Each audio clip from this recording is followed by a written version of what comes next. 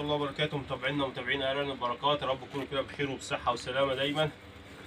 شحن جديد ماشي، نفس المكان اللي احنا بنشحن منه على طول، بنفس العده بنفس الكلام ده، بس شويه كده وهنطور وهنعمل هنا بطاريه هي موجوده وكل حاجه، والحوامل موجوده، هنحط بطاريه ونعرض عليها ونصور واحنا واقفين احسن من القعده دي. ماشي يا جماعه. دي طبعا الشحن راح القاهره، 5 امهات وذكر رايحين القاهره. طبعا الناس اللي بتسال بتقول انت بتجيب الارنب يا عم عبد الفتاح وتحطه في البرنيكه وتطلع تشحنه على طول. مفيش الكلام ده يا جماعه، مفيش الكلام ده خالص. اول حاجه احنا بنشحن قريب المغرب في الصيف، في الشتاء نشحن في اي وقت عادي. تاني حاجه الارنب انا بجيبه من جوه من المزرعه، في المكان اللي قدام المزرعه دي، ما بحطش الارنب كده في البرنيكه على طول. انا بمسك الارنب كده عشان بس الناس اللي بتفكر ان احنا بنشحن وخلاص. لا يا جماعه، احنا الحمد لله رب العالمين بنراعي ضميرنا، والحاجه ديت واحد بياخدها وبيدفع فيها فلوس لازم تروح له ماشي زي ما هو عايزها بالظبط. وتطلعش هنا من المزرعه لو في ضوفر واقع من الارنب دي ما بطلعهوش. الارنب ده بمسكه كده قبل ما بحطه في البرنيكه هنا كده واشحنه. خدت بالكم؟ انا بمسك الارنب ده ابص في ودانه هنا، وابص في ودانه دي، واحط ومشي ايدي كده عليه. خدت بالك؟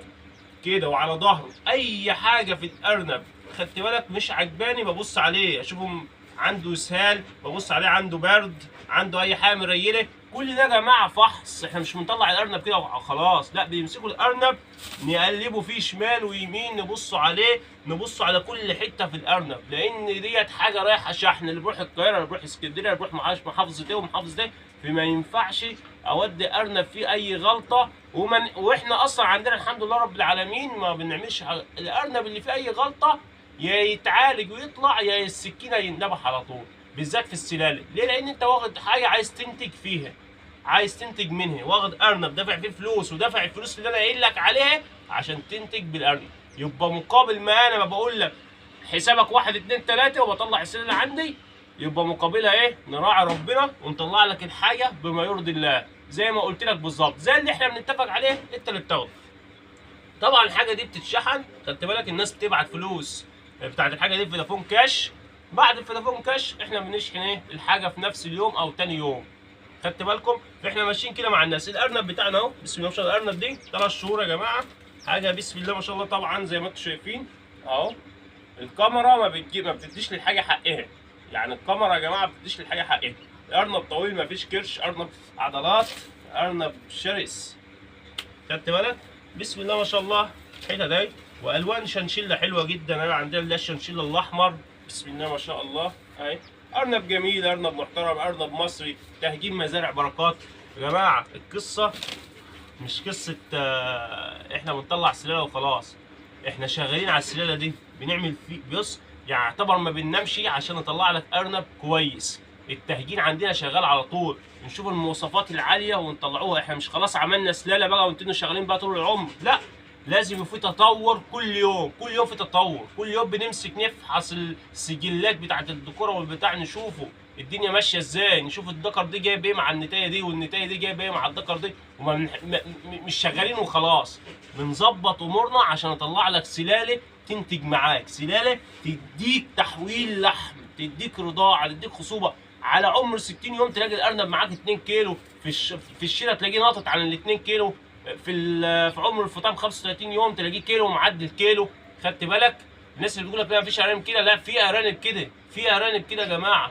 في لما تكون شغال على السلاله بقالك سنين ويكون عندك دكوره 5 كيلو لازم تديك الوزن دي، لازم تديك لا ومواصفات كمان للسلاله، سلاله فيها كتل عضليه لازم تديك تحويل لحم.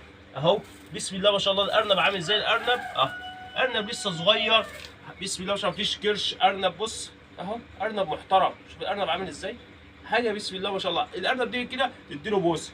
ليه بقى؟ لانه ارنب محترم، ارنب يديك شغل صح. اهو شوف النتايه ده عامل ازاي، شوف دي الذكر اهو، ذكر اهو سيامي، حاجه بص حاجه محترمه. ارنب تمسك ظهره في ظهر، الظهر ده يا جماعه ليه بقى؟ احنا يعني الذكوره بنحاول ان احنا نطلع اعلى ذكوره للناس. ليه؟ لان الذكر ده هو اللي عليه العامل الاساسي في التحويل، هو ده عمود المزرعه. ليه بقى؟ ابنه بيتورث الحاجات اللي فيه، لو الارنب دي كرش ابنه يتورث الكرش زيه، لو ارنب ظهره ضعيف ابنه هيتورث الظهر. لكن لو ارنب بقى شرس وارنب فيه كتل عضليه وارنب خصوبته حلوه وارنب حجمه حلو وارنب نشيط، لازم ابنه يتورث منه الحتت دي. زي البشر بتلاقي العيال طالعين ليهم شبه من الاب وشبه من الام والكلام من دي، هي نفس القصه يا جماعه. لازم تنجي سلاله محترمه تشتغل بيها، واحنا ما بنطلعش اي سلاله للناس. الحمد لله رب العالمين بقالنا كذا سنه عملنا شغل حلو، طلعنا سلالات كتير جميع المحافظات وشغالين، ولسه بنحاول ان احنا كمان نطور عن كده، رغم ان احنا الحمد لله رب العالمين بس بنطور عن كده. الشغل عايز كده، الشغل عايز تني ايديك على طول، واحنا بهدوم الشغل اهو، ولا بنقول العامل اشتغل، احنا بنشتغله بايدينا، احنا اللي بنشتغل بايدينا، احنا اللي بناكل الارانب واحنا اللي بنفرز الارانب واحنا اللي بنطلع السلاله للناس. ما بنخليش حد يعمل حاجه بايده، احنا بنعمل كل حاجه بايدينا. ليه؟ عشان نبقى عارفين احنا بنطلع ايه، عشان نبقى عارفين الارنب بتاعنا ماشي ازاي. اشتغل مع الارنب هيديك، اشتغل. احنا كلنا كنا مربين صغيرين، كلنا كنا مبتدئين، كلنا كنا ما نعرفوش اي حاجه في الارنب. خدت بالك؟ مع الوقت ومع التطور ومع البحوث بتبحث هنا وتبحث هنا وتشوف الدنيا ماشيه ازاي وتشوف السلاله ماشيه ازاي والعلف ايه بيتحط له ايه زياده عشان يبقى حلو ومش عارف ايه. كل ديت معلومات بتفيدك انت كمربي في تربيه الارنب. ابحث واشتغل، ادرس المرض دي وادرس العلف ديت وادرس السلاله ديت ومش عارف. المهم تشتغل شغل صح. لما تيجي عشان انت تدرس كل دي لازم لما تبقى تبتدي بارنب كويس، سلاله كويسه تديك تحويل لحم عالي، عشان لما تنفذ عليها اللي انت اتعلمته تديك ربح كويس. هي القصه في كده، قصه معاكم في كده. ارنب محترم اهو قدامك، اشتغل عليه هيديك شغل عالي. لكن ما تروحش بقى تجيب لي ارنب تعبان وتشتغل عليه وتقول ده الارنب فاشل. لا، الارنب مش فاشل يا عم، انت اللي معلش اخترت وخشيت في بدايه غلط، اخترت اختيار غلط واشتغلت بطريقه غلط. انت درست معلومات ودرست امراض وجبت علف كويس بس جبت سلاله تعبان، وجبت علف وجبت ارنب كويس وما جبتلوش علف كويس. هي منظومه وكلها مربوطه ببعضها.